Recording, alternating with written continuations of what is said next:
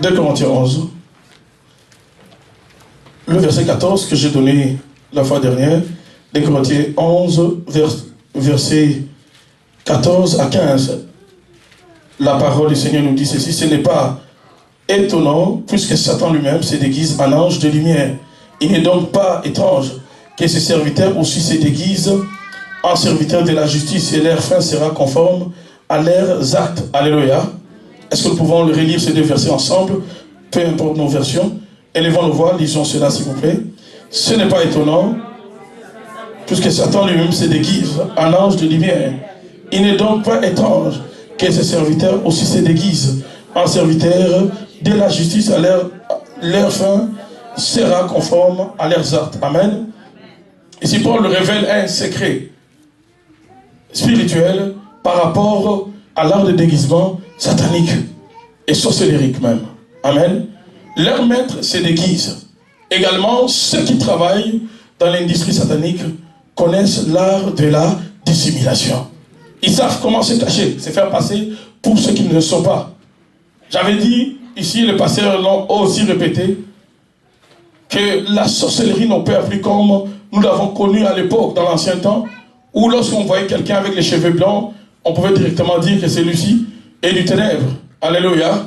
Où toute déformation du corps était synonyme d'être sorcier ou sorcière. Ce n'est plus de cette façon que la sorcellerie fonctionne. Actuellement, des gens bien habillés, parlant bien, comme je l'ai fait ici, peuvent être dans la sorcellerie. Prêchant la parole de Dieu, on peut être dans la sorcellerie. On peut avoir une responsabilité dans l'église et opérer dans la sorcellerie. Alléluia. On peut toujours donner de bons conseils et être dans la sorcellerie. J'aimerais seulement souligner, avant d'aller plus loin dans ces messages, que nous ne devons pas nous baser sur l'apparence des hommes. Alléluia. Un secret fondamental, c'est d'aller au-delà des apparences. Et ça nécessite l'esprit de discernement. S'il y a un don que l'Église a besoin dans ce temps où nous sommes rendus, c'est le don de discernement des esprits. Nous avons besoin d'opérer avec les dons de discernement. Et je crois que ce n'est pas, le don spirituel n'est pas seulement réservé aux serviteurs de Dieu. Les dons spirituels sont donnés à l'Église. Et l'Église a besoin, n'est-ce pas, d'opérer dans les dons spirituels, afin que nous puissions démasquer tous ceux qui se disent de l'autre, mais qui ne le sont pas. Alléluia. Nous avons appris ici, par nos orateurs, le pasteur Thierry, le pasteur Ézéchiel et moi-même, que ceux qui sont dans le monde des ténèbres n'ont pas l'amour, ceux qui sont dans la sorcellerie. Ils n'ont pas l'amour. C'est tout à fait normal que quelqu'un qui est dans la sorcellerie puisse sacrifier soit sa femme, sacrifier ses enfants, sacrifier, n'est-ce pas, sa propre destinée. Il peut même s'infliger une déformation ou une maladie quelconque. Quelqu'un qui est dans les ténèbres, c'est quelqu'un qui n'opère plus dans l'amour, parce que son cœur est totalement entre les mains du diable. Et ils ont plusieurs stratégies pour détruire nos vies. Une des vérités que j'aimerais partager avec nous cet après-midi, c'est que lorsque tu es combattu par la sorcellerie, et que tes ennemis n'arrivent pas à te vaincre, et que tes ennemis ne sont peut-être pas dans la région où tu es, tes ennemis peuvent, même s'ils ne sont pas dans le pays, ni dans la région où tu es, ils peuvent trouver, sans voyager, sans prendre l'avion, sans quitter l'Afrique ni l'Haïti, sans quitter l'Europe, mais ils peuvent trouver des collaborateurs sur place, là où tu es, pour bien te combattre. Alléluia. Il y a une forte collaboration dans le monde des ténèbres. Ceux qui sont dans l'occultisme, dans la sorcellerie, collaborent. Quelqu'un qui te combat, qui est dans ton village, n'a pas besoin de prendre un avion pour venir te combattre ici. Sur place ici, ils vont communiquer. Ils ont, comme j'avais dit la fois dernière, une technologie avancée. Alléluia. Nous avons fait plusieurs cas de délivrance, et parmi les cas que je vais partager, c'est les cas de quelqu'un qui était combattu par sa famille.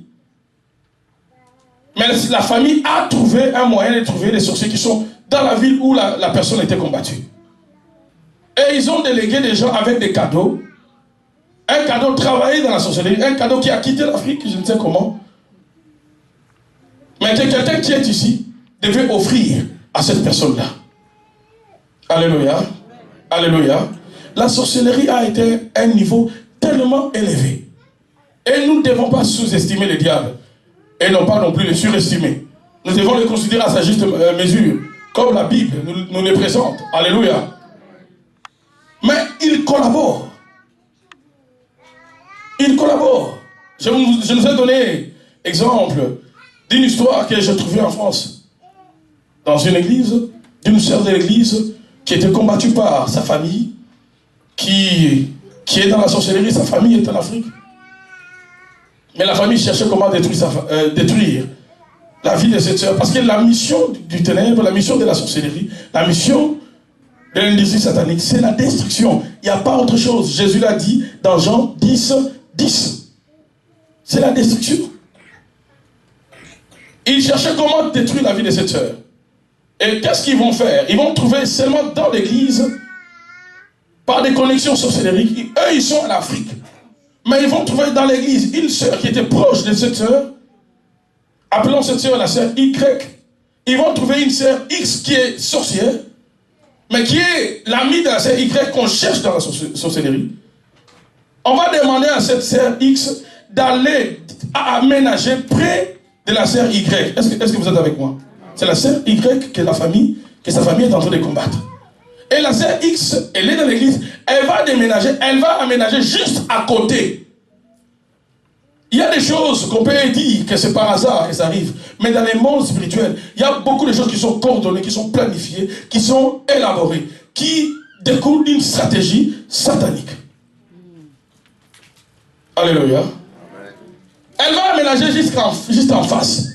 Pourquoi cela? Parce qu'il devait établir un pont qui va relier elle de sa maison, comme elle est déjà sorcière. Elle ouvre une porte spirituelle. Le sorcier de la famille de la sœur Y peuvent passer de sa maison et entrer par ces ponts-là et aller envoûter la pauvre sœur Y. Est-ce que vous êtes avec moi? Et la sœur ici, naïve qu'elle était, elle révélait tous ses secrets à l'autre sœur. La sœur Y, elle révélait ses secrets à la sœur X. La sœur X venait souvent à la maison. Et elle révélait, vous savez, dans la vie, si tu es du genre à révéler les secrets de ta vie, à révéler les faiblesses de ton mari, à révéler les choses qui te préoccupent par rapport à tes enfants, tu es en train toi-même de vendre la mèche à tes ennemis. Des fois, les gens qui nous côtoient cherchent comment nous faire du mal. Mais lorsque nous n'avons pas la sagesse de garder la langue dans la bouche, nous pouvons montrer à l'ennemi. Celui qui n'a peut-être pas encore trouvé où me frapper, je vais lui montrer, regarde, dans ce domaine-là, moi je suis faible. Attaque-moi dans ce domaine-là. Je ne sais pas si je me fais comprendre. Tu peux orienter ton ennemi dans quel domaine il peut te frapper et que tu auras mal. Simplement parce que tu révèles tous tes problèmes. La Bible nous parle d'une femme, à l'époque du prophète Élisée, qui avait perdu son enfant, alors que toute femme, dans un cas pareil, surtout que c'était un enfant unique, pouvait réagir avec toutes les émotions. Mais cette femme a pu garder les secrets, même à l'égard de son mari, de telle sorte que son mari la voyait courir avec son serviteur, aller vers les prophètes. Son mari lui a posé la question, qu'est-ce qui ne va pas? Cette femme a dit, tout va bien. Dans la vie, il faut savoir répondre de cette façon à certaines personnes. Si toi, à chaque fois qu'on te pose la question, même dans les supermarchés, même chez les caissières, ça va messieurs, tu commences à exposer ton problème, tu ne sortiras jamais de ce problème-là. Ça fera que s'empirer. Tu feras qu'augmenter dans la liste de tes ennemis, d'autres noms, des gens qui vont commencer à te combattre, même des gens qui ne te connaissent pas. Parce que dans le monde des ténèbres, quelqu'un, même s'il ne te connaît pas, il voit déjà la lumière du Seigneur sur toi, il va commencer à te combattre. Alors la question, tout va bien. C'est une forme de courtoisie. Ce n'est pas une obligation pour toi d'exposer tout ton problème. Même si elle est posée sincèrement, il faut savoir comment faire la part des choses. Je n'expose pas mon problème à n'importe qui. Alléluia. Je l'ai dit des fois, tu peux appeler quelqu'un, la personne n'est pas là. Tu prends quelqu'un d'autre en ligne. Ne commence pas à exposer ton problème comme ça. Ne commence pas. Oh non, moi j'avais appelé ton mari. Vraiment, tu vois, dans ma maison, ça ne va pas. Mon mari, vraiment. La personne à qui tu exposes ton problème, est-ce que tu connais sa spiritualité? Vous allez comprendre que dans le combat spirituel, nous avons besoin non seulement de chasser des liés, nous avons aussi besoin de la sagesse. Est-ce qu'on peut dire la sagesse? Est-ce qu'on peut dire discernement? Ça fait partie, bien aimé dans le Seigneur, des armes, je pense, défensifs et même offensifs. Quand tu n'as pas la sagesse, il y a tu vas te retrouver dans beaucoup de problèmes, parce que le monde du ténèbre, lorsqu'on te cherche, et surtout si tu sais qu'il est dans ton arrière-plan, ou carrément dans ta famille, il y a une forte sorcellerie qui te cherche. Apprends la sagesse. Alléluia. Je nous ai parlé ici de Gédéon. Dans les combats, dans les moments de troubles, dans les moments où les Madianites frappaient Israël et ils prenaient leur nourriture, Gédéon a compris que je dois préparer ma nourriture dans la discrétion. Tu ne peux pas avoir beaucoup d'ennemis, avoir beaucoup de combats, en même temps, toi-même tu révèles tes problèmes à n'importe qui. Alléluia. Même certains membres de nos familles, ils ne peuvent rien changer par rapport à ma situation. Alors, pas la peine d'exposer. D'ailleurs, la première personne à qui je dois exposer mon problème, c'est le Seigneur. Alléluia. Donc, dans le monde du ténèbre, on collabore. J'aimerais seulement insister sur la collaboration comme une des stratégies, des tactiques sataniques. On collabore. Si on te cherche, même s'ils sont au village, au Kassai, je ne sais, au Bas-Congo, en Haïti, au Congo-Brazzaville ou ailleurs, si on veut te détruire, ils vont trouver des collaborateurs ici, sans venir. Les pasteurs sont là. On a prié pour beaucoup de cas, ici dans cette salle. Où les esprits des gens qui sont là-bas au village disent dans la bouche de la personne, nous avons des gens dans l'église que nous avons délégués pour les surveiller. Et surtout si tu vas dans une église où on ne connaît pas les combats spirituels, où on prêche que les messages qui touchent l'intellect. Dieu ne nous a pas mandaté de faire de la psychologie à l'église. Alléluia. La psychologie, on doit la laisser aux psychologues. Alléluia. L'évangile n'est pas là pour toucher l'intellect. Je suis souvent avec beaucoup d'étonnement un pasteur américain dont le père était vraiment puissant, mais dont le fils ne reflète rien de son père. Dans cette église, les homosexuels sont tranquilles. On prêche pas les péchés. Chaque jour, bénédiction. Et puis la parole, c'est, je pense, une trentaine de minutes. Alléluia. Où c'est vraiment, je vous assure, c'est vraiment une église qui est dans la forme. Il n'y a plus la vie. Dans une telle église, où les gens qui n'aiment pas qu'on révèle un secret vont vraiment aimer une telle église. Où le pasteur vient, il fait rire tout le monde. C'est bien de rire. Mais des fois, il faut parler des choses sérieuses. Alléluia. Où on prêche que c'est la bénédiction, bénédiction, bénédiction, bénédiction. Où il y a des homosexuels, ils ne sont pas dérangés. Alléluia. Et moi, je me demande, une telle église, je suis vraiment curieux de savoir, de tels serviteurs, quel genre de couronne, quel genre de récompense recevront-ils de la part du Seigneur? Parce que la récompense, ce n'est pas par rapport au nombre de gens que tu as sous ton leadership, mais c'est par rapport au travail que tu as effectué dans la vie de ces gens. Aujourd'hui, beaucoup de ministères ne génèrent que des millions. 2 millions. Même ici dans cette vie, il y a des ministères que des millions. Qui génèrent que des millions. Où le pasteur ne reçoit la personne que lorsqu'il apprend que cette personne donnait beaucoup sa dîme et que cette personne commence à aller ailleurs, là le pasteur va les recevoir. Or, lorsque la personne a besoin de voir le pasteur, parce que la personne a des problèmes dans sa vie, le pasteur ne va pas les recevoir. Ça, c'est un problème. Ça, c'est un problème. Alléluia. C'est un problème. Quand tu es dans une telle église, les sorciers, ceux qui te combattent, trouveront des alliés idéaux pour te surveiller. Alléluia. L'espionnage fait partie de l'une des stratégies sataniques pour contrôler et détruire. On peut aussi, comme je parlais tout à l'heure là, des cadeaux. Vous savez, en matière des cadeaux, il faut toujours prier pour tout ce que vous recevrez. Surtout quand tu sais que tu as vraiment un arrière-plan où il y a beaucoup de gens qui te cherchent dans ta famille, qui te veulent du mal. Prie pour tout ce que tu reçois. Des choses que tu peux manger, des choses que tu peux porter, ce sont des choses qu'il faut réfléchir 2 fois. Si ça vaut la peine que tu les prennes. Tu peux même les prendre. Et même, je sais pas moi, fais un cadeau à la Renaissance ou quoi. Alléluia. Tu pries pour ça, allez, ça va là-bas. Alléluia.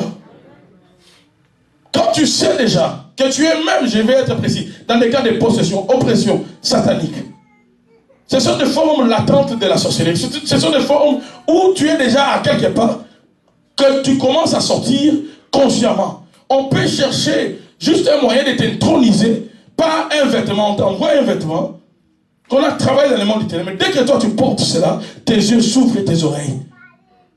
Et c'est comme ça que certaines personnes commencent à entendre la voix. Depuis le jour où ils ont reçu une robe, ils ont reçu, je ne sais pas moi, une chemise qu'on leur a envoyée depuis l'Afrique. Tu as mis cette chemise sans prier et directement tes songes ont changé. Quand tu sais déjà que tu es recherché, ta manière de vivre doit aller de pair avec la réalité spirituelle de ta vie. Je ne mange pas n'importe quoi. Je ne m'habille pas de n'importe quoi. Je n'habille pas mes enfants n'importe quoi. Je ne donne pas à mes enfants n'importe quel cadeau. Et surtout des cadeaux qui ne tombent même pas les jours de l'anniversaire. Alléluia. Je ne donne pas à mes enfants n'importe quoi. On peut ouvrir les yeux à quelqu'un. Quand je dis ouvrir les yeux, c'est-à-dire on commence déjà à t'initier dans les ténèbres. Tu commences à voir des choses que tu ne pourras pas. Toi, tu vas appeler ça des rêves, mais ça ne sera pas des rêves. Prévu cela, je vais parler de cela, de la vie nocturne. Alléluia. Et l'une des stratégies qu'on utilise, c'est souvent les cadeaux. Les cadeaux. Et surtout dans les moments de mariage, de fête, des anniversaires. C'est bien. Je ne dis pas qu'on doit tomber dans l'extrême. Alléluia. Mais ce que nous devons faire dans la sagesse, il faut prier pour tout. Je me rappellerai toujours le jour de mon mariage. C'était ici dans cette ville. On voulait prendre le cadeau dans la soirée. On voulait quitter la soirée et aller là où on devait se reposer. Amen. Hein? En marié, n'est-ce pas? Ah. Alors, avant de quitter la salle, je pense que c'est l'un de mes frères qui a dit non, on prie d'abord pour les cadeaux. Bien quelqu'un qui est venu me dire, pasteur, on doit prier pour tous vos cadeaux. On a prié pour tous les cadeaux. Ensuite, on a mis cela dans la voiture. Il y a un frère qui a fait le chauffeur ce jour-là. Avec ma femme, on était dans la voiture, on roulait tranquillement sur la rue Sherbrooke, je pense. Et curieusement, il y a une voiture qui venait dans le sens opposé, en vitesse, qui est sortie de l'autre bande, qui est entrée dans le sens opposé, et qui venait pour vraiment nous cogner de face. Heureusement, le frère qui était au volant a juste un peu décalé le volant vers la droite, et la voiture nous a frôlé, et ça frottait exactement à l'endroit où était ma femme. Quand les policiers sont venus, ici, dans cette ville, je pense qu'il était 2h, 3h du matin, j'ai appelé le pasteur, Ézéchiel, le pasteur Thierry, je leur ai dit, ce qui vient de m'arriver, c'est étonnant. Les policiers, quand ils ont vu ça, ils ont dit, oh monsieur, le jour du mariage, ça, ce n'est pas impossible. Même les policiers ont fait une lecture spirituelle. J'ai commencé directement à réfléchir, cette balle-là vient d'où? Qui m'a tiré ça? Vous savez, quand tu es recherché, même le jour où toi tu es le plus content, donc où tu penses que la terre va, tes ennemis vont déposer un peu des armes, te laisser te réjouir, et ils vont chercher comment t'éteindre. Le jour où toi tu penses vraiment que, hein, même dans la guerre, on peut faire la paix. Vous savez, même dans les guerres de l'époque conventionnelle, à un certain moment, on déposait les armes, on demandait à chaque camp d'aller ramasser les corps. Donc on ne se tue plus. Trêve, voilà. Mais dans ce monde, il n'y a pas de trêve. Quand ils te cherchent, le moment où toi tu penses que tout est calme, c'est le moment favorable où on peut bien frapper. Alléluia. Quand j'ai pris, quand j'ai compris cela, j'ai encore libéré le feu un peu plus sur les cadeaux-là. Alléluia. Alléluia.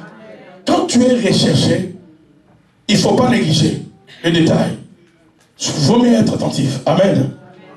Je nous avais parlé également d'une des stratégies que le monde des ténèbres a à ouvrir des portes dans les maisons, des portes spirituelles, dans les maisons, dans les lieux donnés, comme même à l'église. On peut ouvrir une porte spirituelle, c'est-à-dire tout celui qui vient dans la sorcellerie dans ta maison saura que dans ta toilette, il y a une porte. Et surtout, la toilette, c'est l'endroit idéal que le monde des ténèbres utilise pour ouvrir des portes. Lorsque Jacob fouillait son frère, il est arrivé à un endroit où il a passé la nuit. Il a vu que le ciel était ouvert exactement à l'endroit où il passait la nuit. Il a vu cette échelle qui montait, qui quittait le ciel vers la terre, et Dieu était au sommet, les anges montaient et descendaient. Et il a compris qu'il y avait une porte à cet endroit. Et vous allez voir que dans la vie de Jacob, il est revenu à cet endroit. Il avait même donné le nom de Bethel. Et un peu plus tard, il va revenir exactement au même endroit. Il va dire que cet endroit s'appellera El Bethel, le Dieu de la maison de Dieu. Il avait compris qu'il y avait une porte spirituelle que Dieu avait ouverte à cet endroit-là. Il avait dit même que ce lieu est redoutable. Il y a des endroits qui sont redoutables, non pas parce que c'est Dieu qui est descendu, mais des endroits qui sont redoutables parce qu'on a ouvert une porte de la sorcellerie, où les sorciers peuvent facilement atterrir et entrer dans ta maison. Et surtout dans les maisons où on loge n'importe qui.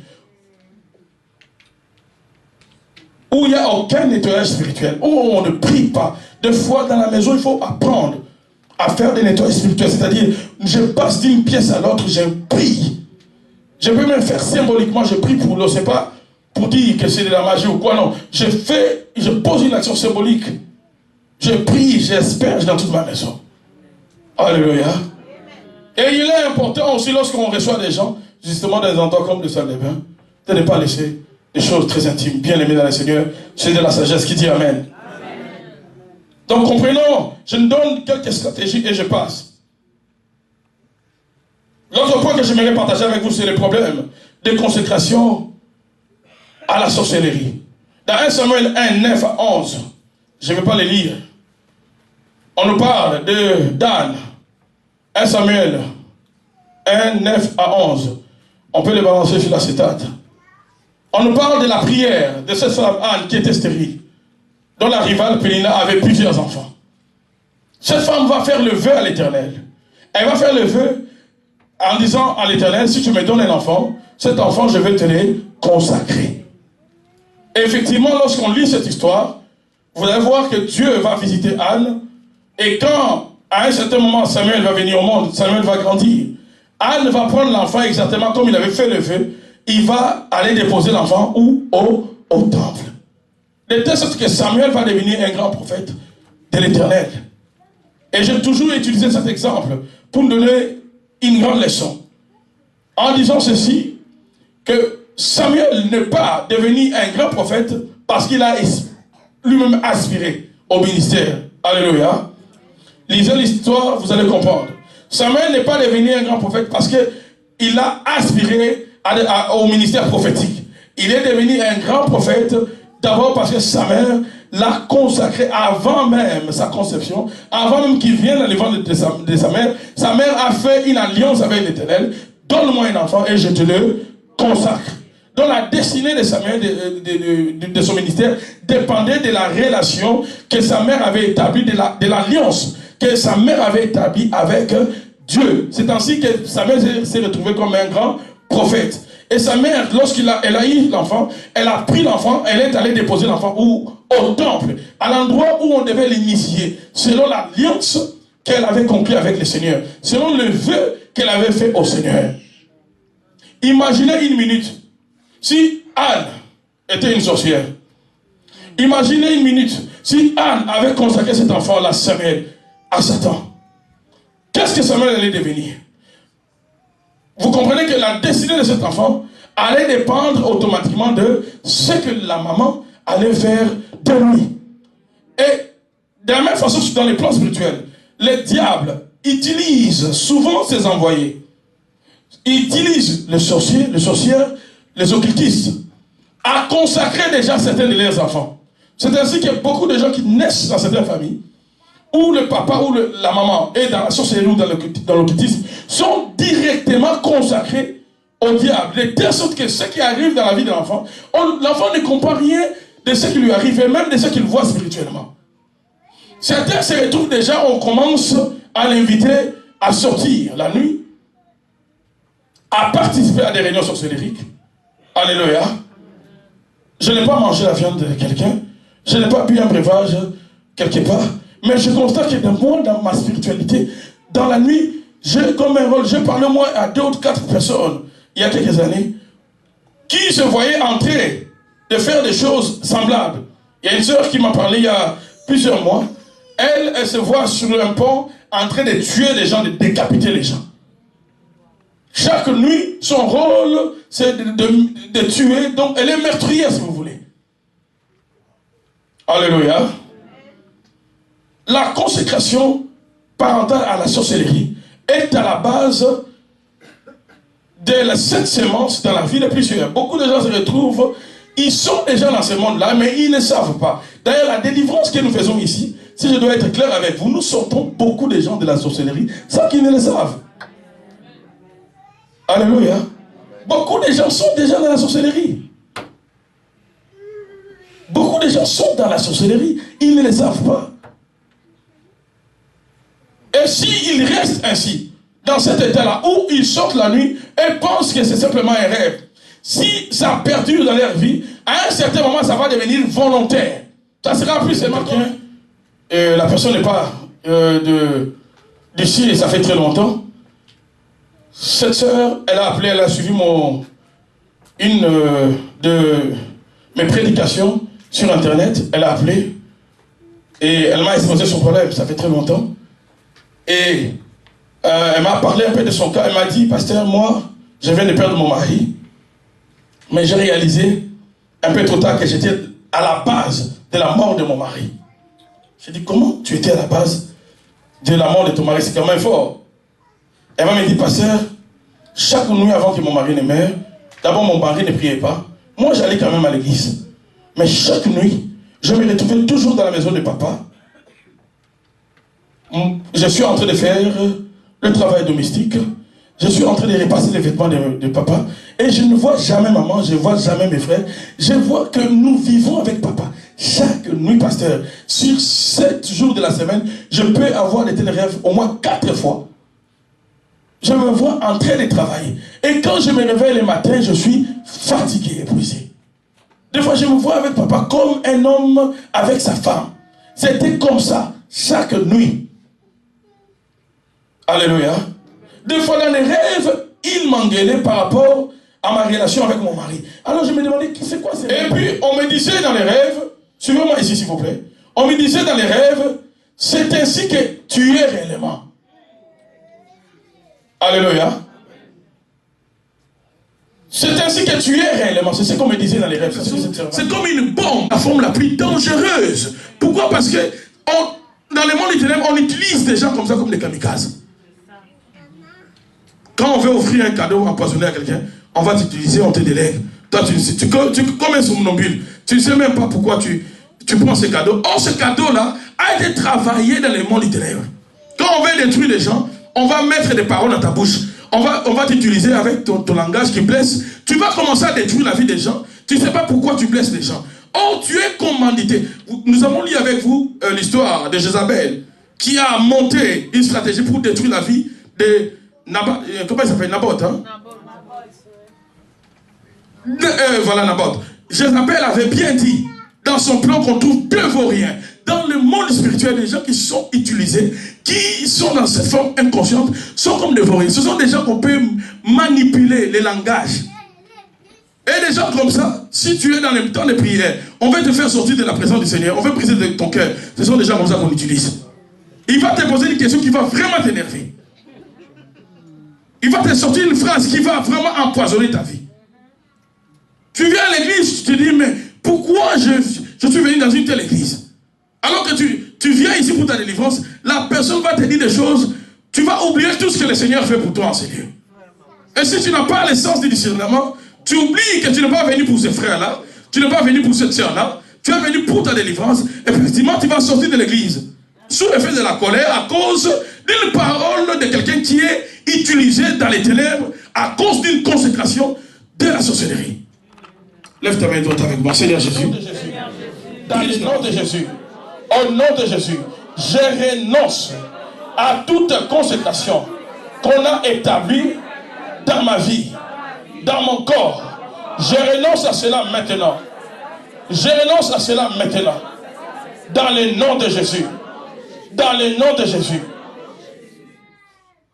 C'est ce qu'on appelle aussi, par d'autres serviteurs du Seigneur qui travaillent dans le ministère de la délivrance, l'héritage de la sorcellerie ou les sangs sorciers. Les sangs sorciers. Où papa, maman, quelqu'un est direct, était dans les ténèbres. Avoir son sang en toi te rend vulnérable par rapport à cet esprit-là. Parce que la sorcellerie combat d'abord le membre de sa propre famille. Et ce lien-là, qui te transmet ces sangs sorciers, te prépare à beaucoup de malheurs ou te prépare carrément à la sorcellerie. Et quand Dieu t'a révélé l'état spirituel de tes parents, de ceux qui t'ont précédé, il faut vraiment renoncer à tout lien de sang par la puissance du sang de Jésus qui peuvent donner les droits légaux à cet héritage de demeurer dans ta vie. Est-ce que je parle à quelqu'un? Le sang sorcier, c'est ce sang qui en fait aussi déjà une forme cachée de la sorcellerie dans le corps de quelqu'un. De telle sorte que si seulement on lui donne quelque chose qui est dans la sorcellerie, ses yeux vont s'ouvrir directement. Parce qu'il a déjà ce sang-là de quelqu'un qui vient de la sorcellerie. Alléluia. Voilà pourquoi, bien aimé dans le Seigneur, quand tu pries, tu dois confesser 2 Corinthiens 5, 17. 2 Corinthiens 5, 17 nous dit que si tu es en Christ, tu deviens quoi? Une nouvelle créature. Tu dois réclamer cela. Seigneur, c'est ta parole. Alléluia. Tout sang sorcier de mon père, de ma mère doit me libérer dans le nom de Jésus. Tout sang sorcier de mes parents, de mes grands-parents, doivent me libérer dans le nom de Jésus. Afin que je sois totalement libre. Les sangs sorciers ou l'héritage de la sorcellerie prépare certaines personnes déjà à être utilisées dans le monde du ténèbres. Et vous allez voir, de telles personnes sont facilement manipulées, sont facilement envoûtées, parce que ces sangs-là les prédisposent déjà à l'envoûtement. Est-ce que je parle à quelqu'un?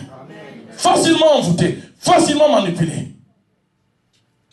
Et il y aura une stabilité qui va caractériser la vie des gens comme ça.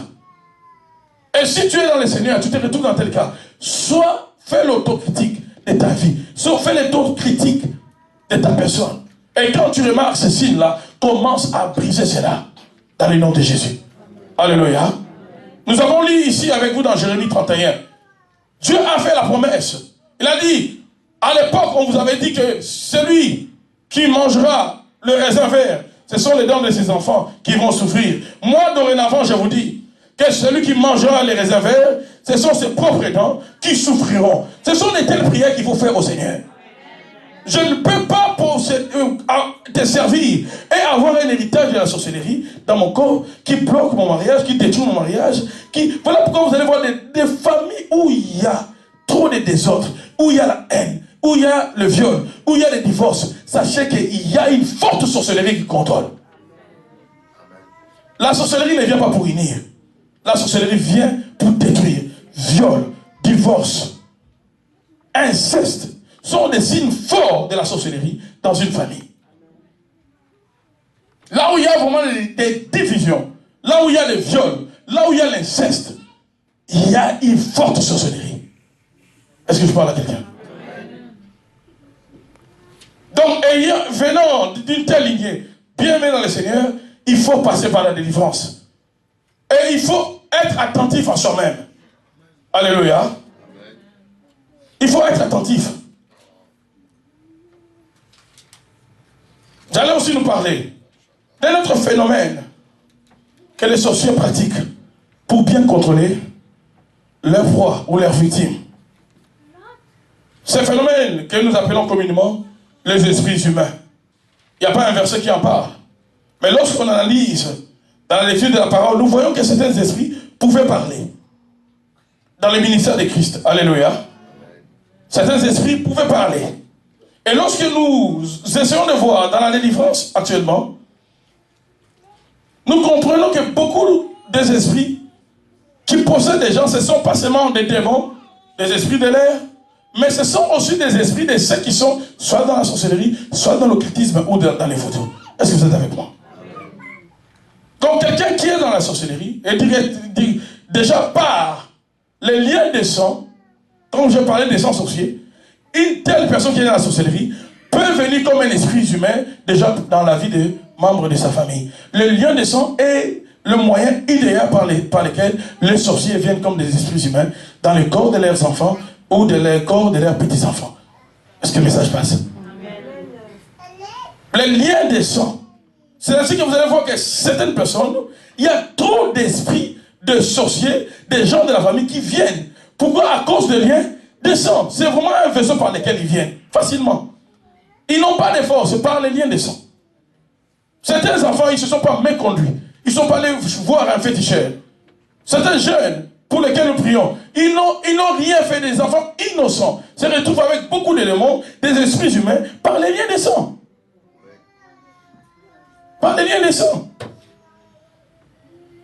Et ce phénomène-là, lorsqu'on ne connaît pas la délivrance, on ne saura pas distinguer un cas où on a affaire seulement à un démon, ou on a affaire aussi aux esprits humains. Les esprits humains, là, ce sont des esprits des gens qui sont dans l'occultisme ou dans la sorcellerie, mais qui viennent aussi avec d'autres esprits. Ils peuvent venir avec des esprits de rivière, ils peuvent venir avec des esprits de sirènes, mais il y a un esprit de quelqu'un qui est soit vivant ou déjà mort, qui possède des corps. Il y a une servante de Dieu qui a expliqué cette forme des esprits humains, des personnes qui sont déjà décédées, qu'on pratiquait déjà dans l'Égypte ancien, après la mort de Pharaon. On faisait ce qu'on appelle la transmigration, de telle sorte que l'esprit de Pharaon devait se réincarner dans le corps de quelqu'un qui est vivant. Alléluia. Et nous prions pour des cas où la personne est décédée, ça fait 20 ans. Ça fait même 50 ans. Nous avons déjà vu ça ici. Où l'esprit de la personne qui est décédée a fait une transmigration. Donc c'est un esprit qui se transmet de génération en génération. Il prend le soin d'entrer dans le corps de quelqu'un, de se cacher. Et là où il n'y a pas la vraie prière, on ne saura jamais c'est quel esprit qui est là-bas. Et ce sont des esprits qui sont difficiles à chasser. Pourquoi? Parce que ce sont des esprits humains, ce sont des esprits qui sont différents des démons.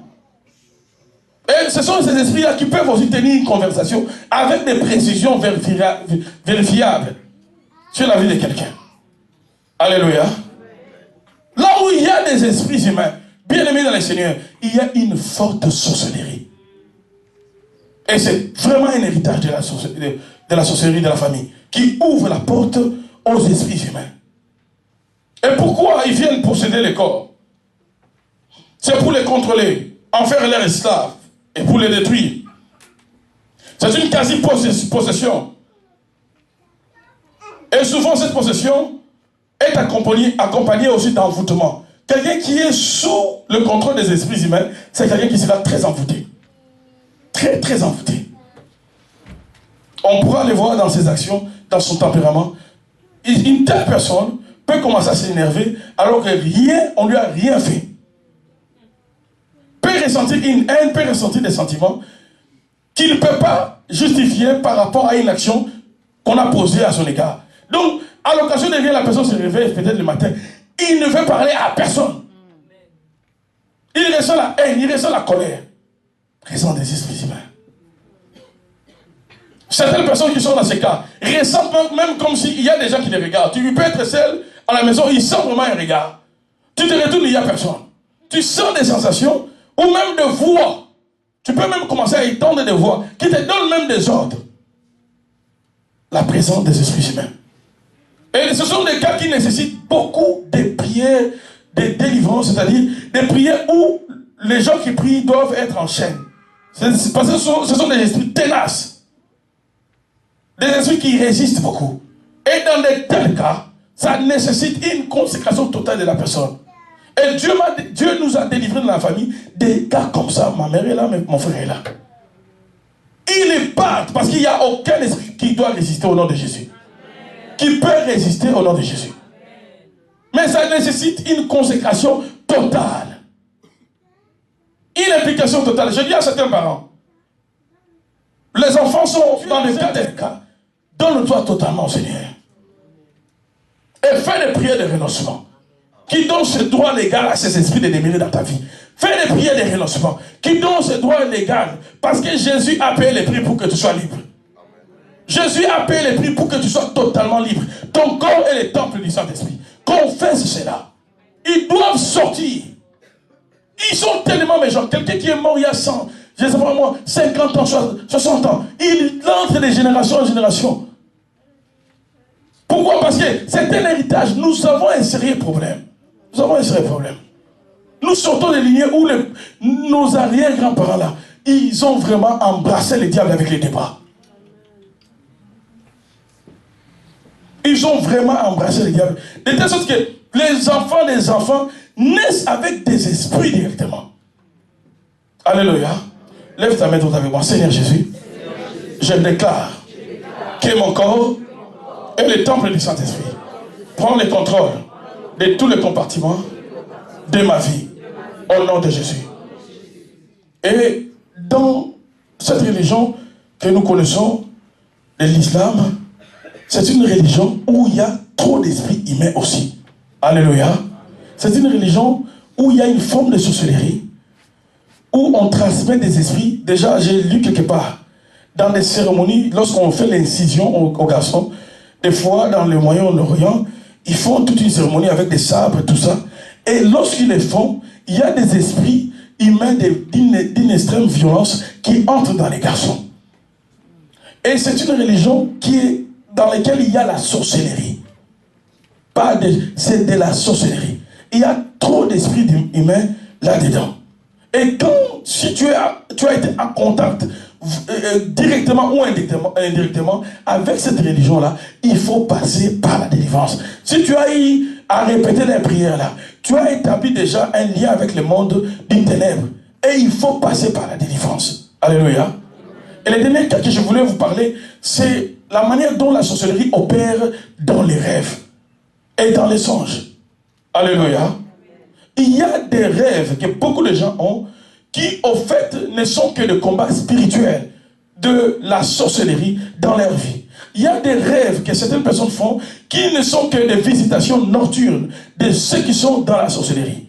Parmi des rêves dangereux, il y a les types de rêves qu'on nous a parlé hier, des types de rêves sexuels, où tu te vois avec un homme ou une femme. Ce sont des rêves de la sorcellerie, où ce n'est pas seulement un rêve, mais c'est une réalité spirituelle. Alléluia. Et quand de tels rêves arrivent dans ta vie, certaines personnes commencent à se plaire à ça. Alléluia. Quand certaines personnes commencent à se plaire, et ça tue, ça mène à mort. Ça mène à mort, ça détruit. Des rêves où on te poursuit par un animal. Sachez que dans la sorcellerie, avec plusieurs témoignages de ceux qui sont convertis, qui étaient dans leur camp, on a compris que la plupart des sorcelleries sont liées à des totems, à des animaux.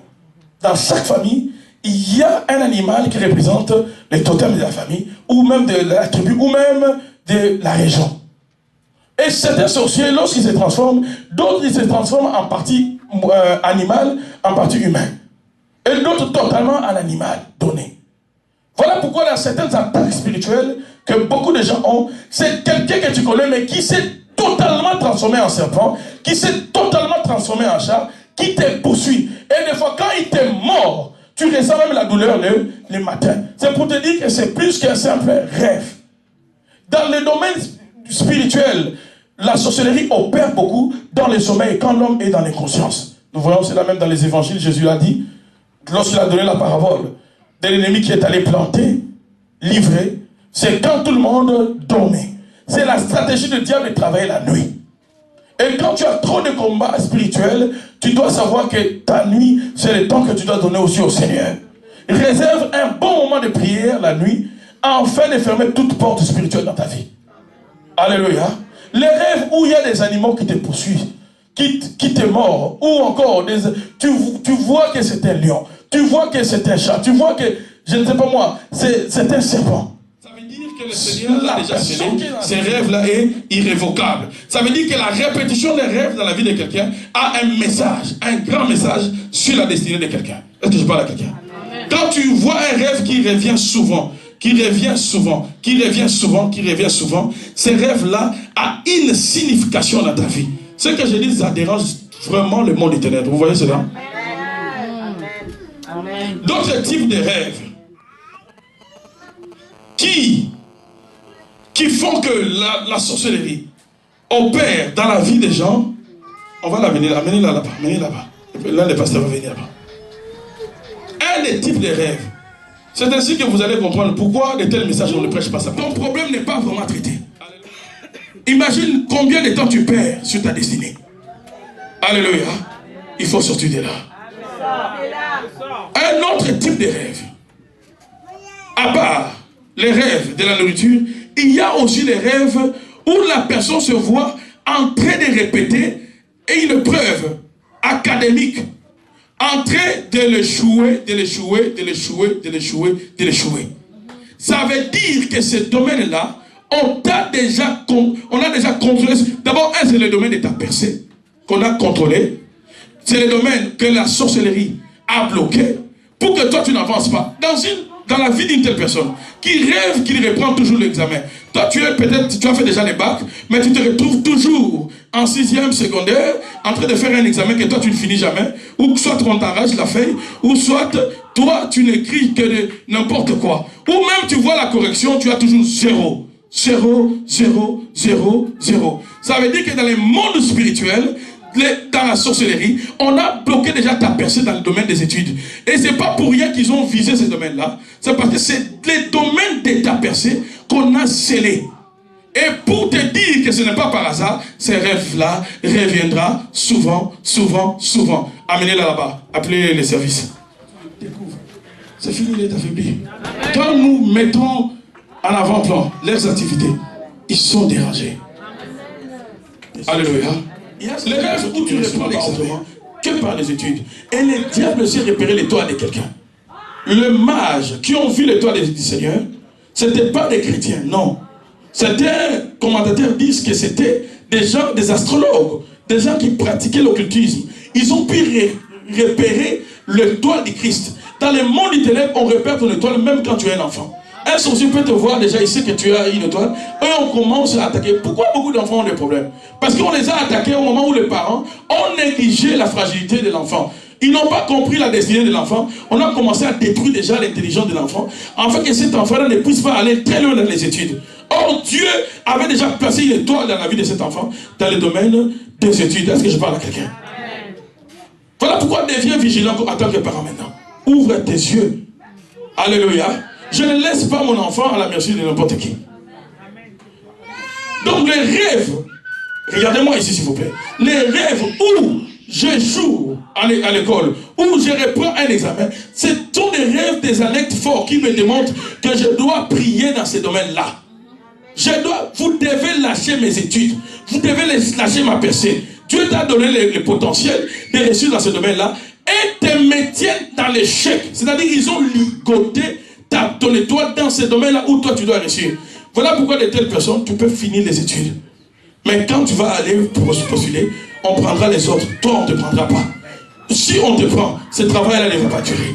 Ce sont des signes forts. Parce que le diable a plusieurs façons de nous faire du mal. Ce n'est pas seulement pour nous détruire directement. Quand toi, tu n'arrives pas à gagner ta vie, comment est ton cœur? N'est-ce pas que tu es malheureux? Le diable est là pour nous rendre malheureux. Tu seras malheureux, afin que tu quittes cette terre avec des blessures intérieures. Moi, je refuse de quitter la terre avec des blessures intérieures. Si je donne ce message, c'est afin de te révolter. Que tu comprennes que par la puissance du sang de Jésus, tu dois sortir de la domination de la sorcellerie. Que tes études doivent être libérées. Que tu dois sortir de la médiocrité. Satan veut nous maintenir dans la médiocrité. Il veut nous maintenir dans la médiocrité. Il veut que toi, tu ne puisses pas te réjouir, alors que Dieu a tout donné pour que tu puisses te réjouir. Ce que le diable a pris, ce que les sauterelles ont pris dans ta vie, ils doivent les restituer dans le nom de Jésus. Alléluia. Voilà pourquoi ce soir, on sera encore ici. Demain, on va être ici pour la prière. Quand je donne des éléments comme ça, toi déjà commence à noter. Alléluia. L'autre rêve dangereux qui témoigne de la présence de la sorcellerie qui opère dans les rêves, c'est les rêves où on voit des morts. Des fois des personnes qu'on connaissait qui reviennent souvent. Dans la sorcellerie, on peut prendre une image de quelqu'un que eux ils ont utilisé dans les ténèbres qu'on fait revenir, et ceux qui t'attaquent restent dans l'arrière-plan, et ils mettent dans l'avant-plan quelqu'un que toi tu connaissais. Est-ce que tu es avec moi ici? Sois avec moi ici. Ils mettent dans l'avant-plan quelqu'un que toi tu connaissais, qui est déjà décédé. La Bible dit clairement, il n'y a pas de relation entre les vivants et les morts. Donc déjà il y a une relation entre toi, les morts et toi qui es vivant et les morts. C'est un problème sérieux. Il y a une soeur qui m'a appelé de l'Europe toujours. Elle va dans une église où le pasteur est français. Je ne suis pas contre ça. Et elle rêve des choses abominables. Elle voit qu'il y a des gens qui sont décédés. Elle voit des choses comme ça. Quand elle va voir le pasteur lui dit, non, non, non, tout va bien. Elle a la foi. Elle a la foi, ma soeur. On chasse les démons. Un pasteur qui ne connaît rien sur la délivrance. Tu es dans une telle église, ta destinée va passer comme ça. Ça va passer comme ça. Dieu a dit que mon peuple périt faute de quoi? Mais pourquoi Dieu ne fait pas que son peuple ne périsse pas? Il y a des choses que Dieu ne fera pas. Tu restes dans l'ignorance. L'ignorance va te faire périr. Tu vas passer ta vie comme ça. Dieu a dit mon peuple périt. Mais Dieu, mais pourquoi tu regardes? Parce que Dieu c'est un Dieu de principe. Quand tu prends connaissance, saisis bien cette connaissance. Ne va pas à un endroit où tu vois que ton combat spirituel est à un niveau où j'ai besoin de soutien, des hommes qui peuvent me soutenir, des hommes qui peuvent m'enseigner la parole. Mais toi, tu préfères aller dans un endroit où seulement on te donne du lait, où on te donne des crèmes, alors que toi, tu as besoin qu'on guérisse d'abord ton intestin. Parce qu'on peut te donner des crèmes, on peut te donner du lait. Si tu as des problèmes digestifs, ça va finir où? Dans la toilette. C'est comme ça que sont certaines personnes spirituellement parlant. On doit d'abord guérir ton ventre. On doit d'abord guérir ta santé. Avant de te donner ces choses-là. Les rêves où tu vois des morts sont des rêves à ne pas négliger. Ce sont des rêves qui sont des attaques du monde des ténèbres. Des rêves où tu perds les choses. Et les choses que tu perds, ce sont des choses importantes. Où tu perds tes diplômes. Où tu perds ton passeport. Où tu perds ton identité. Où tu perds quelque chose d'important, sache que c'est ce que le monde des ténèbres vient de prendre dans ta vie. Amen. Les rêves où tu vois, tu perds ton identité. Des fois, tu vois, tu sors, tu n'as pas la vie. Ce sont des rêves où on te vole ta fierté. Ce sont des rêves où on te vole ta dignité. Ce sont des rêves où la sorcellerie te montre ce qu'ils sont en train de faire. Le symbolisme dans les rêves, il faut comprendre cela. Amen. Alléluia.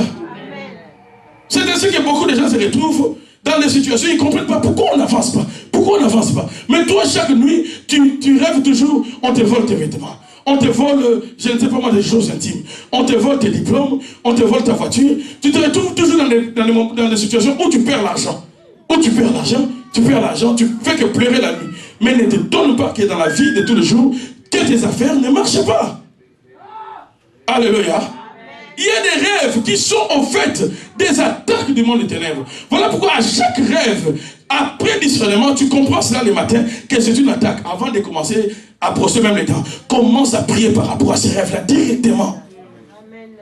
Alléluia. Amen. Il y a un frère qui est mort parce qu'il a vu dans un rêve, on l'a injecté avec une seringue de liquide qu'il ne comprenait pas.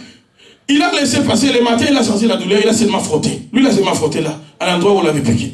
Après quelques semaines, il a commencé à faire de la santé. Et finalement, il va aller à l'hôpital. On va diagnostiquer le sida. On a donné le sida spirituel dans la seringue la nuit. La nuit. La sorcellerie opère. On peut venir faire des injections dans quelqu'un, dans la vie de quelqu'un, la nuit. Voilà pourquoi ne dormons pas après avoir regardé trop de films. Quand tu es fatigué maintenant, Seigneur, tu contrôles plus tes mots ni les mouvements de la langue. Seigneur, je m'adore. Seigneur, je te loue. Tu dis des choses que tu ne contrôles pas. C'est à ce moment-là que tu commences à prier. Alléluia. Prie quand tu es fort. Prie quand tu contrôles ta bouche. Quand tu sais ce que tu dis. Alléluia.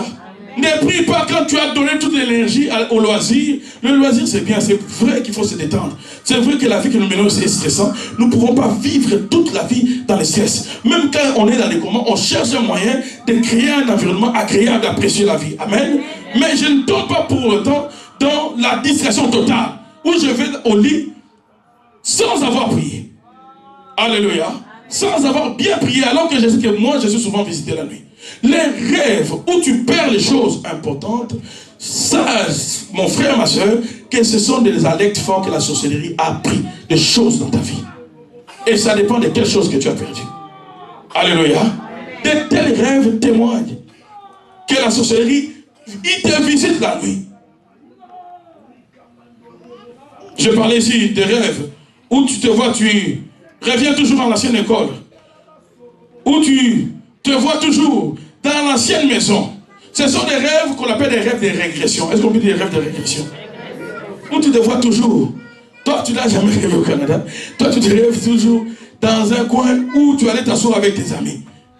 Dans la poussière, hein, dans les moments difficiles de la vie. C'est à des endroits comme ça que toi, tu te retrouves dans tes rêves. Ce sont des rêves de régression. C'est-à-dire, dans le monde spirituel, on a pris ta vie. On t'a placé à un endroit où toi, rien de bon ne sortira dans ta vie. Tu vis ici à Montréal. Tu vis ici à Montréal, mais ton esprit est lié à un endroit donné. Est-ce que vous êtes avec moi? Ton esprit est lié à un endroit donné.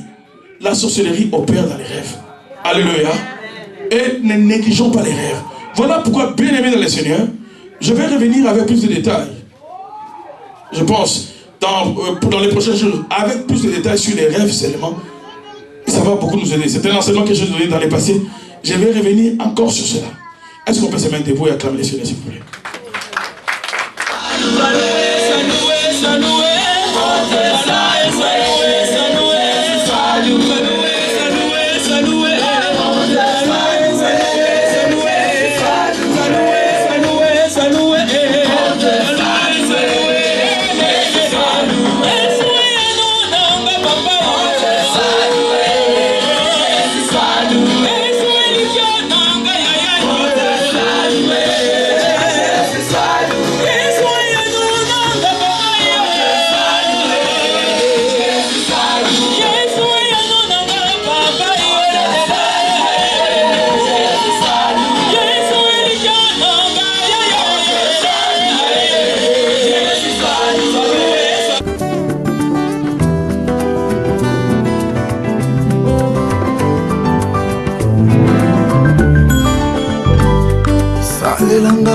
Yesu nangai golu na yo mitune tondinga motema ebele wapi biano salelanga Yesu nangai golu na yo mitune tondinga motema wapi biano